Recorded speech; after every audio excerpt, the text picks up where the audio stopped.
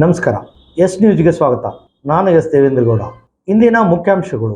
SIR ಪಾರದರ್ಶಕವಾಗಿ ನಡೆಯಬೇಕು, ಸಚಿವರಿಗೆ ಜವಾಬ್ದಾರಿ ವಹಿಸಿದ ಸಿಎಂ ಡಿಕೆಶಿ.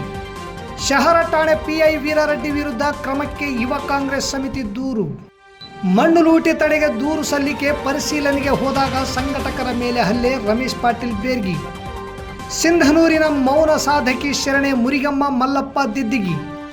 ಡಿಕೆಶಿ ಸಿಎಂ ಆಗಿ ಪ್ರಮಾಣ ವಚನ ಸ್ವೀಕಾರ, ಯುವ ಕಾಂಗ್ರೆಸ್ ಕಾರ್ಯಕರ್ತರಿಂದ ಮೆರವಣಿಗೆ, ಬೈಕ್ ರ್ಯಾಲಿ.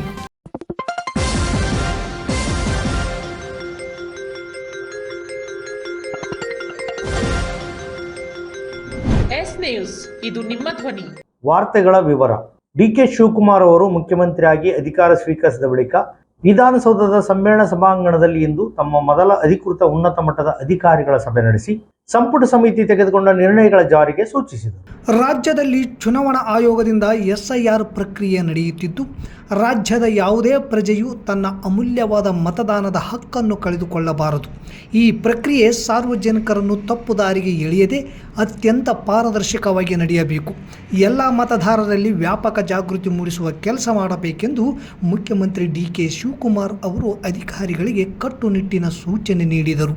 ಸಾರ್ವಜನಿಕರಿಗೆ ನೆರವಾಗಲು ಅಗತ್ಯವಿರುವ ಕಡೆಗಳಲ್ಲಿ ತತ್ಕ್ಷಣವೇ ಎಲ್ಫ್ ಡೆಸ್ಕ್ ಸ್ಥಾಪಿಸಲು ಸಿಎಂ ಸೂಚನೆ ನೀಡಿದ್ದಾರೆ.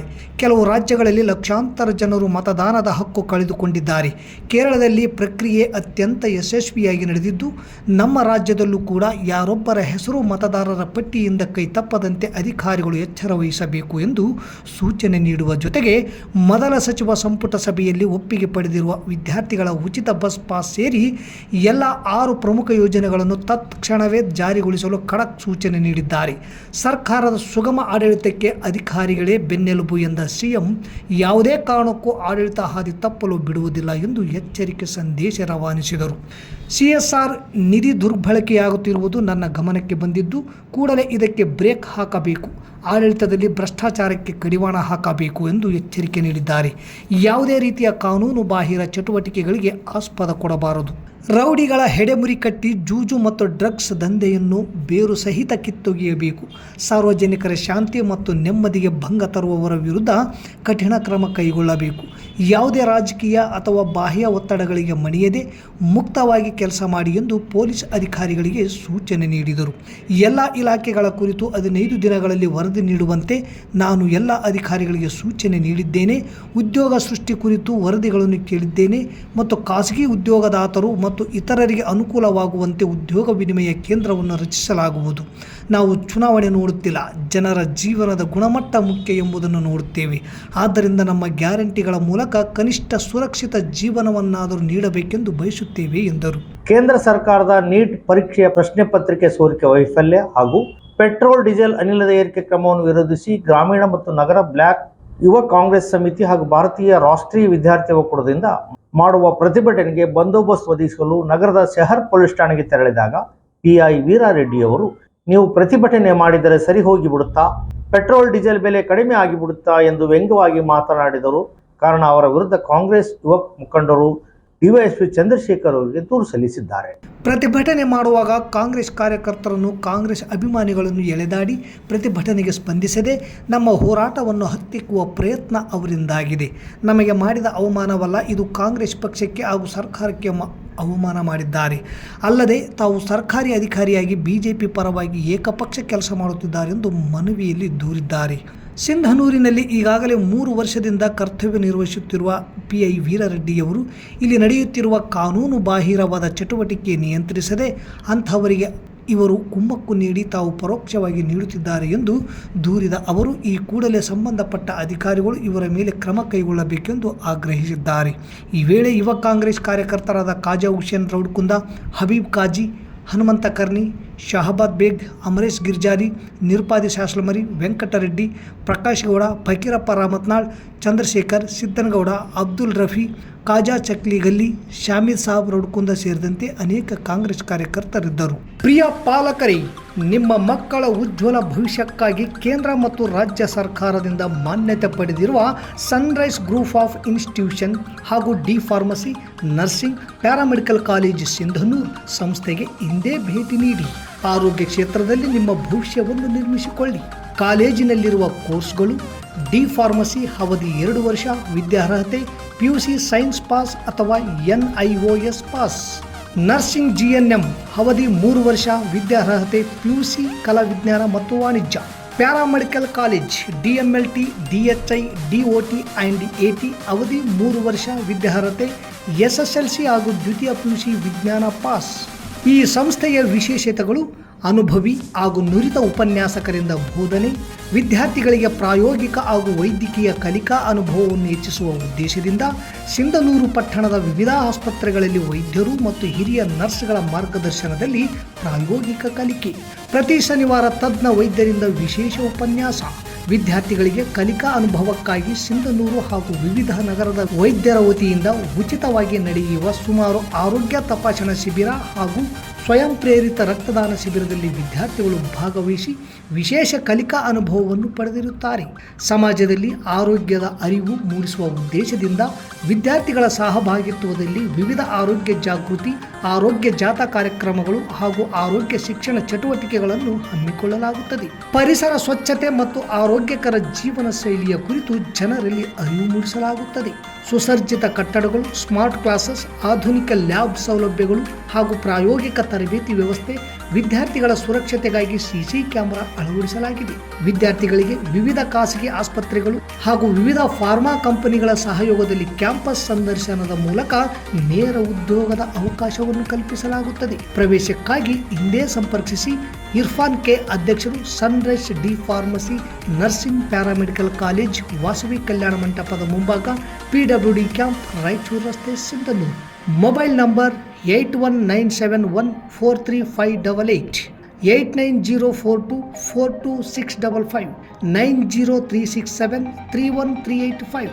RH ನಂಬರ್ 1 ಸರ್ವೆ ನಂಬರ್ 321, 322, 239, 311 ಹಾಗೂ 179 ಜಮೀನುಗಳಲ್ಲಿ ಅಕ್ರಮ ಮಣ್ಣಿನ ಲೂಟಿ ಕುರಿತು ಕಂದಾಯ ಇಲಾಖೆ ಪ್ರಧಾನ ಕಾರ್ಯದರ್ಶಿಗಳು ಹಾಗೂ ಗಣಿ ಭೂ ವಿಜ್ಞಾನ ಇಲಾಖೆ ದೂರು ಸಲ್ಲಿಸಿದ ಹಿನ್ನೆಲೆಯಲ್ಲಿ ಪರಿಶೀಲನೆಗೆ ಅಧಿಕಾರಿಗಳು ಹಾಗೂ ಪೊಲೀಸ್ ಸಿಬ್ಬಂದಿ ಜೊತೆ ಸಂಘಟಕರು ತೆರಳಿದಾಗ ಗುತ್ತೇದಾರ MD ಕೋಟೇಶ್ವರ ಅವರು ತಮ್ಮ ಸಹಚರರನ್ನು ಕರೆಸಿ ಅಧಿಕಾರಿಗಳ ಮೇಲೆ ಹಾಗೂ ನಮ್ಮ ಮೇಲೆ ಹಲ್ಲೆ ಮಾಡಿದ್ದಾರೆ ಎಂದು ಅವರ ಮೇಲೆ ಸೂಕ್ತ ಕ್ರಮಗಳು ಸಂಘಟನೆಯವರು ಒತ್ತಾಯಿಸಿದ್ದಾರೆ.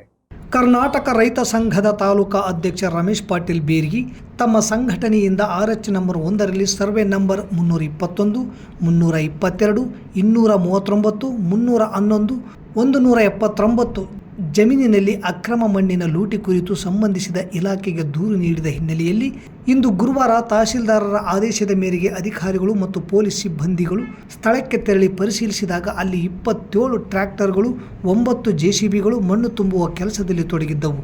ಈ ಕುರಿತು ಅಧಿಕಾರಿಗಳು ವಿಚಾರಿಸಿದಾಗ ಸರಿಯಾದ ಉತ್ತರ ನೀಡದ ಗುತ್ತೇದಾರರು MD ಕೋಟೇಶ್ವರರಾವ್ ಗುಂಡಾಗಳನ್ನು ಕರೆಯಿಸಿ ಅಧಿಕಾರಿಗಳ ಮೇಲೆ ಹಲ್ಲೆಗೆ ಯತ್ನಿಸಿದ್ದಾನೆ. ಇದನ್ನು ಚಿತ್ರೀಕರಿಸುತ್ತಿದ್ದಾಗ ನಮ್ಮ ಮೇಲೆಯೂ ಕೂಡ ಹಲ್ಲೆ ಮಾಡಿದರು ಎಂದು ಸಂಘಟನೆಯ ಮುಖಂಡರು ತಿಳಿಸಿದ್ದಾರೆ. ಪೊಲೀಸರು ಲಾರಿಗಳನ್ನು ಜಪ್ತಿ ಮಾಡಿ ಗ್ರಾಮೀಣ ಪೊಲೀಸ್ ಠಾಣೆಗೆ ತೆಗೆದುಕೊಂಡು ಹೋಗಿರುತ್ತಾರೆ. ವ್ಯವಸಾಯದ ಜಮೀನಿನಲ್ಲಿ ಅಕ್ರಮವಾಗಿ ಮತ್ತು ಕಾನೂನು ಬಾಹಿರವಾಗಿ ರೈಲ್ವೆ ಕಾಮಗಾರಿಗೆ ಮಣ್ಣನ್ನು ಬಳಸುತ್ತಿದ್ದು, ಈ ಜಮೀನನ್ನು ಸರ್ಕಾರ ಸಾಗುವಳಿ ಮಾಡಿಕೊಂಡು ಜೀವನ ನಡೆಸಲು ನೀಡಿದ್ದು, ಹಣದಾಸೆಗೆ ಗುತ್ತಿಗೆದಾರರಿಗೆ ಮಣ್ಣು ಮಾರಾಟ ಮಾಡುತ್ತಿದ್ದು, ಮೇಲಾಧಿಕಾರಿಗಳು ಕೂಡಲೇ ಕ್ರಮ ಜರುಗಿಸಲು ಸಂಘಟನೆಯ ಮುಖಂಡರಾದ ರಮೇಶ್ ಪಾಟೀಲ್ ಬೇರ್ಗಿ ಮತ್ತು ಚಿಟ್ಟಿಬಾಬು ಒತ್ತಾಯಿಸಿದ್ದಾರೆ. ಬಸವಣ್ಣನವರ ಕಾಲದ ಕಲ್ಯಾಣವು ಕೇವಲ ಒಂದು ನಗರವಾಗಿರಲಿಲ್ಲ, ಅದೊಂದು ಸಮಾನತೆ, ಕಾಯಕ ಮತ್ತು ದಾಸೋಹದ ಜೀವಂತ ದೇಗುಲವಾಗಿತ್ತು. ಅಂದು ಹಸಿದವರಿಗೆ ಅನ್ನ, ಜ್ಞಾನಿಗಳಿಗೆ ಜ್ಞಾನ ಮತ್ತು ಭಕ್ತರಿಗೆ ಪ್ರಸಾದ ನೀಡುವ ಮೂಲಕ ಶರಣರು ಮನುಕುಲಕ್ಕೆ ಹೊಸ ದಾರಿಯನ್ನು ತೋರಿಸಿಕೊಟ್ಟರು. ಕಾಲ ಬದಲಾಗಿದೆ, ಆದರೆ ಅದೇ ಕಲ್ಯಾಣದ ಶರಣ ಸಂಸ್ಕೃತಿಯನ್ನು ಇಂದಿಗೂ ಎದೆಯಲ್ಲಿ ಇಟ್ಟುಕೊಂಡು ನಿಸ್ವಾರ್ಥವಾಗಿ ದಾಸೋಹ ಮಾಡುತ್ತಿರುವ ಶರಣೀಯರು ನಮ್ಮ ನಡುವೆ ಇದ್ದಾರೆ ಎನ್ನುವುದು ಹೆಮ್ಮೆಯ ಸಂಗತಿ. ಅವರೇ ನಮ್ಮ ಮುರಿಗಮ್ಮ ಮಲ್ಲಪ್ಪ ದಿದಿಗಿ. ಬಸವ ಚಾರಿಟಬಲ್ ಟ್ರಸ್ಟ್ ಅಡಿಯಲ್ಲಿ ಕಳೆದ 2 ದಶಕಗಳಿಂದ ಸರ್ವ ಧರ್ಮೀಯ ಬಡ ವಿದ್ಯಾರ್ಥಿನಿಯರಿಗೆ ಉಚಿತ ವಸತಿ ಮತ್ತು ಊಟದ ಸೌಲಭ್ಯವನ್ನು ನೀಡುತ್ತಿರುವ ಕಥೆ ನಿಜಕ್ಕೂ ರೋಮಾಂಚನಕಾರಿ. ತಮ್ಮ ಬದುಕಿನ ಸಂಧ್ಯಾಕಾಲದಲ್ಲಿ ವೈಯಕ್ತಿಕ ಸುಖ ಭೋಗಗಳಿಗಿಂತ ವಿದ್ಯಾರ್ಥಿನಿಯರ ಹಸಿವು ನೀಗಿಸುವುದೇ ದೊಡ್ಡ ಧರ್ಮ ಎಂದು ನಂಬಿರುವ ಈ ತಾಯಿ ಪ್ರತಿಯೊಬ್ಬರಿಗೂ ಪ್ರೇರಣೆಯಾಗಿದ್ದಾರೆ. ಪ್ರತಿ ತಿಂಗಳು ಸರ್ಕಾರದಿಂದ ಬರುವ ತಮ್ಮ ಪತಿಯ ಪಿಂಚಣಿಯ 18,000 ರೂಪಾಯಿಗಳಿಗೆ ತಮ್ಮ ಸ್ವಂತ ಉಳಿತಾಯದ 2,000 ರೂಪಾಯಿಗಳನ್ನು ಸೇರಿಸಿ ಒಟ್ಟು 20,000 ರೂಪಾಯಿಗಳನ್ನು ನಗುನಗುತ್ತ ದಾಸೋಹಕ್ಕೆ ಅರ್ಪಿಸುತ್ತಿದ್ದಾರೆ. ಇದು ಕೇವಲ ಹಣದ ನೆರವಲ್ಲ, ಇದು ತಾಯಿಯ ಹೃದಯದ ಹಂಚಿಕೆ. ಅವರ ಈ ನಿಸ್ವಾರ್ಥ ಕಾಯಕವು ಕಾಯಕವೇ ಕೈಲಾಸ ಎಂಬ ವಚನಕ್ಕೆ ಸಾಕ್ಷಿಯಾಗಿದೆ. ಬಡ ವಿದ್ಯಾರ್ಥಿನಿಯರ ಪಾಲಿಗೆ ಆಕೆ ಕೇವಲ ದಾನಿಯಲ್ಲ, ಅಕ್ಷರ ಮತ್ತು ಅನ್ನದ ತಾಯಿ. ಇಂಥ ಮಹಾನ್ ವ್ಯಕ್ತಿಗಳ ಬದುಕು ನಮಗೆ ಕಲಿಸುವ ಪಾಠ ಒಂದೇ: ಸಂಪತ್ತು ಗಳಿಸುವುದರಲ್ಲಿ ಸಾರ್ಥಕತೆ ಇಲ್ಲ, ಅದನ್ನು ಸಮಾಜದ ಕಷ್ಟಗಳಿಗೆ ಅರ್ಪಿಸುವುದರಲ್ಲಿಯೇ ನಿಜವಾದ ಬದುಕು ಅಡಗಿದೆ. ಈ ಶರಣೆಯ ಸೇವೆಯು ಇನ್ನಷ್ಟು ಜನರಿಗೆ ಪ್ರೇರಣೆಯಾಗಲಿ. ಸಮಾಜದ ಕಟ್ಟಕಡೆಯ ಮಗುವಿಗೂ ಅಕ್ಷರ ಮತ್ತು ಅನ್ನ ಸಿಗುವಂತಾಗಲಿ. ಇಂತಹ ಮಾದರಿ ವ್ಯಕ್ತಿಗಳಿಗೆ ನಮ್ಮೆಲ್ಲರ ಗೌರವಪೂರ್ವಕ ಪ್ರಣಾಮಗಳು. ನಿಮ್ಮ ಸೇವೆ ಎಲ್ಲರಿಗೂ ಪ್ರೇರಣೆಯಾಗಲಿ ಎಂದು ಬಸವ ಚಾರಿಟಬಲ್ ಟ್ರಸ್ಟ್ನ ಸದಸ್ಯರು ತಿಳಿಸಿದ್ದಾರೆ. ಡಿಕೆ ಶಿವಕುಮಾರ್ ಅವರು ಮುಖ್ಯಮಂತ್ರಿಯಾಗಿ ಪ್ರಮಾಣ ವಚನ ಸ್ವೀಕರಿಸಿದ ಹಿನ್ನೆಲೆಯಲ್ಲಿ ಯುವ ಕಾಂಗ್ರೆಸ್ ಕಾರ್ಯಕರ್ತರು ನಗರದ ಮಹಾತ್ಮ ಗಾಂಧಿಯ ವೃತ್ತದಲ್ಲಿ ಪಟಾಕಿ ಸಿಡಿಸಿ ಸಿಹಿ ಹಂಚಿ ಸಂಭ್ರಮಿಸಿದರು. ಆರ್ಡಿಸಿಸಿ ಬ್ಯಾಂಕ್ ನಿರ್ದೇಶಕರಾದ ಸೋಮನಗೌಡ ಬಾದರ್ಲಿ ನೇತೃತ್ವದಲ್ಲಿ ನಗರದ ಜನಸ್ಪಂದನಾ ಕಾರ್ಯಾಲಯದಿಂದ ಬೃಹತ್ ಬೈಕ್ ರ್ಯಾಲಿ ಮೂಲಕ ಪ್ರಮುಖ ಬೀದಿಗಳಲ್ಲಿ ಸಂಚರಿಸಿದ ಯುವ ಕಾಂಗ್ರೆಸ್ ಕಾರ್ಯಕರ್ತರು ಡಿಕೆ ಶಿವಕುಮಾರ್ ಪರ ಘೋಷಣೆಗಳನ್ನು ಮೊಳಗಿಸುತ್ತಾ ಸಾಗಿ ಮಹಾತ್ಮ ಗಾಂಧಿ ವೃತ್ತದಲ್ಲಿ ಪಟಾಕಿ ಸಿಡಿಸಿ ಸಿಹಿ ಹಂಚಿ ಸಂಭ್ರಮಿಸಿದರು. ಈ ಸಂದರ್ಭದಲ್ಲಿ ಕಾಂಗ್ರೆಸ್ ಮುಖಂಡರಾದ ಶಿವಕುಮಾರ್ ಜವಳಿ, ಹೊನ್ನನಗೌಡ ಬೆಳಗುರ್ಕಿ, ಶರಣಯ್ಯ ಸ್ವಾಮಿ ಕೋಟೆ, ರಾಮನಗೌಡ ಬಸಾಪುರ್, ಕಾಜಾ ಹುಸೇನ್ ರೌಡ್ಕುಂದ, ಚಂದ್ರಶೇಖರ್ ಬಾದರ್ಲಿ, ಪಂಪನಗೌಡ ಅಲಬನೂರು, ನಿರುಪಾದಿ ಶಾಸ್ಲಮರಿ, ಹಬೀಬ್ ಕಾಜಿ, ಹನುಮಂತ ಕರ್ನಿ, ಶಾಮಿದ್ ಸಾಬ್ ರೌಡ್ಕುಂದ, ಶಹಬಾಜ್ ಬೇಗ್, ವೆಂಕಟರೆಡ್ಡಿ, ಪ್ರಕಾಶ್ ಸೋಮಲಾಪುರ, ಮಂಜುನಾಥ್ ಜವಳಗರ, ಅಬ್ದುಲ್ ರಫಿ, ಚಂದ್ರಶೇಖರ್ ರೌಡ್ಕುಂದ, ಸದ್ದಾಂ, ಪ್ರಕಾಶ್ ಮುಕುಂದ, ವೀರೇಶ್ ಉಪ್ಪುದಡ್ಡಿ ಸೇರಿದಂತೆ ಇನ್ನಿತರರು ಇದ್ದರು. ಇಲ್ಲಿಗೆ ವಾರ್ತಾ ಪ್ರಸಾರ ಮುಕ್ತಾಯವಾಯಿತು. ನಿರಂತರ ಸುದ್ದಿಗಾಗಿ ವೀಕ್ಷಿಸಿ ಎಸ್ ನ್ಯೂಸ್. ಇದು ನಿಮ್ಮ ಧ್ವನಿ. ನಮಸ್ಕಾರ.